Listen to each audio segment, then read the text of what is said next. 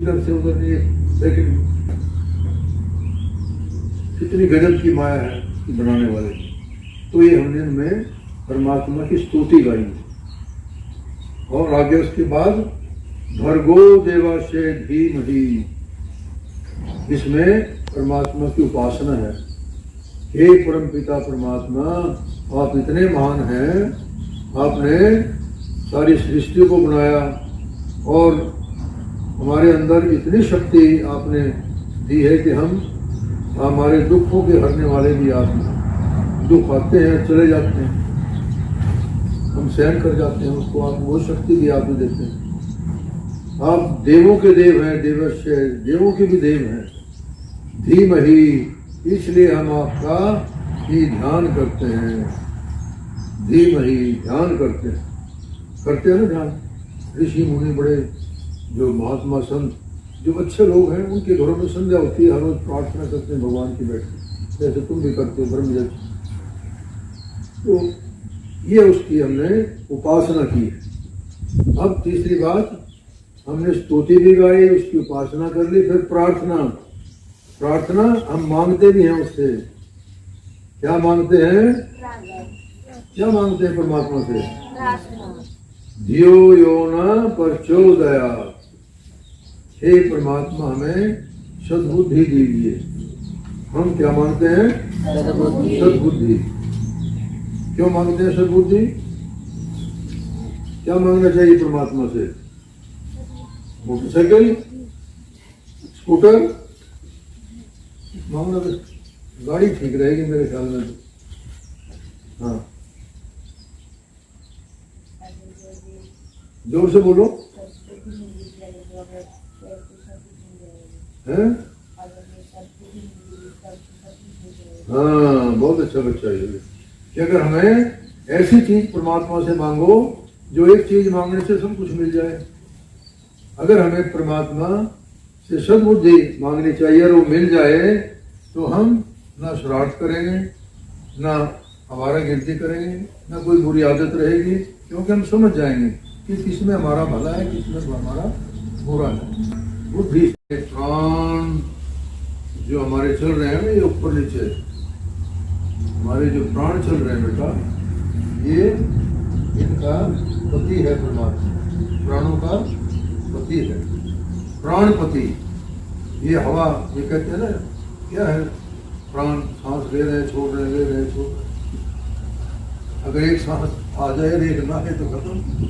सारे कुछ प्राणों के ऊपर निर्भर है।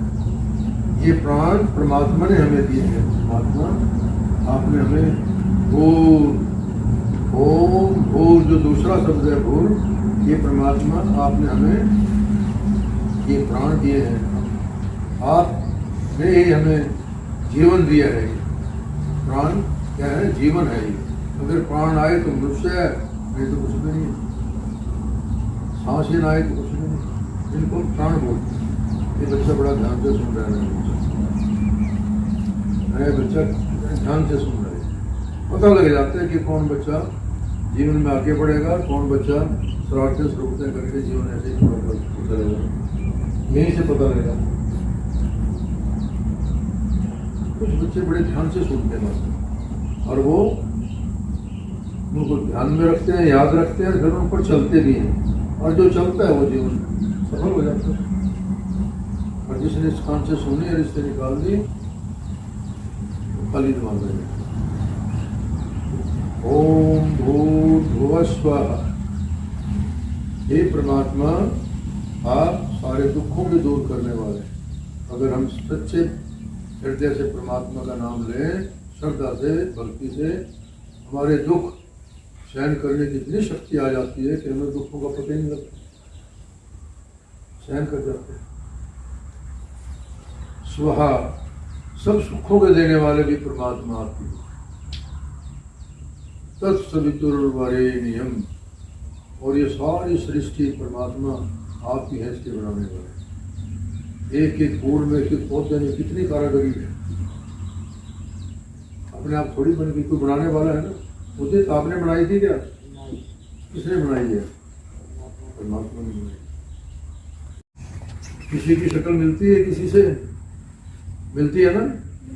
मिलती है किसी की? किसकी मिलती है? किसी की मिलती है। यहाँ जितने बच्चे बैठे हैं सबकी आंखें हैं, मुंह है, हाथ है, पाँव है, वही चीजें हैं ना सबके पास, है भी वही।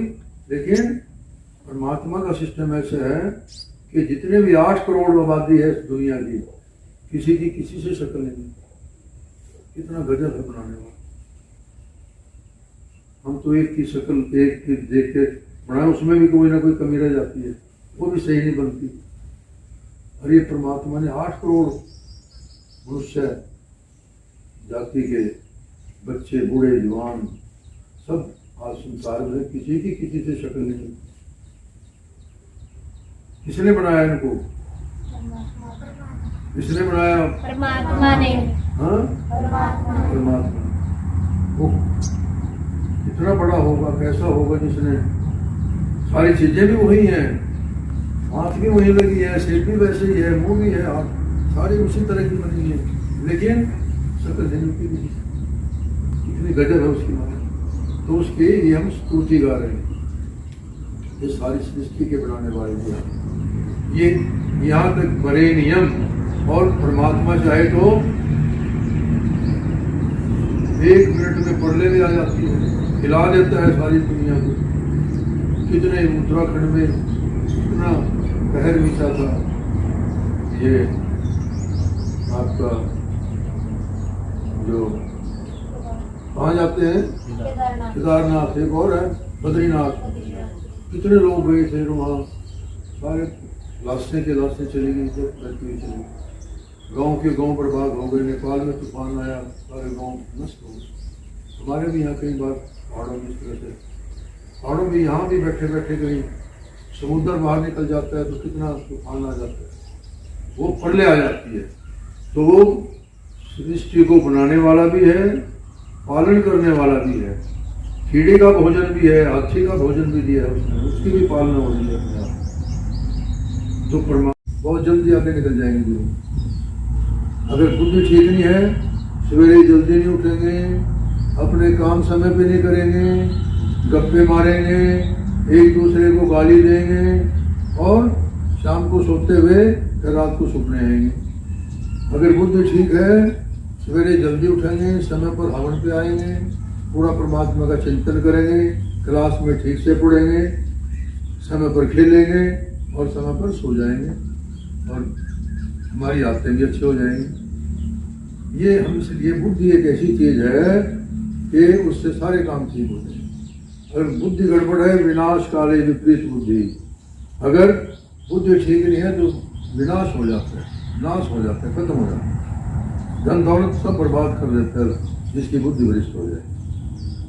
और जिसकी बुद्धि ठीक है उसकी सेहत भी ठीक रहेगी, उसके विचार भी ठीक रहेंगे, उसकी पढ़ाई भी ठीक रहेगी, सारा काम बुद्धि के ऊपर डिपेंड है।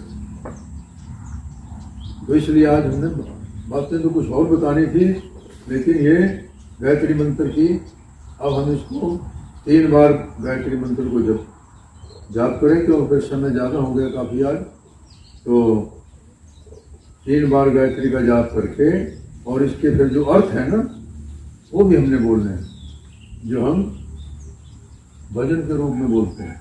आते हैं सबको? ये अगले शुक्रवार को मैं खुद सुनूंगा तुम्हारे, ये गायत्री मंत्र भी, इसके अर्थ भी, और इसके भजन के रूप में तूने हमें उत्पन्न किया। कोई पूछे ना आपसे, अगर आपको कुछ और नहीं बता सको तो कम से कम उसको गा के सुना दो कि ये मतलब है इसके। उसमें बड़ा अच्छा इसका वर्णन किया गया है। तो 3 बार गायत्री का जाप करके इसको भजन रूप में गाएं।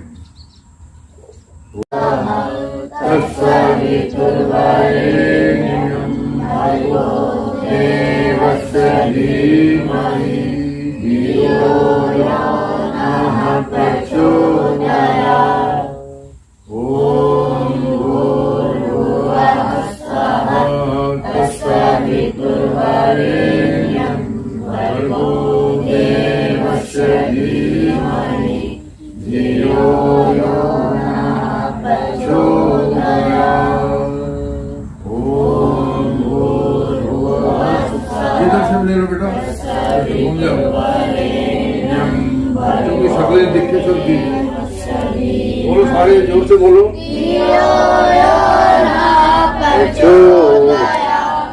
तूने हमें उत्पन्न किया, पालन करना है तुझसे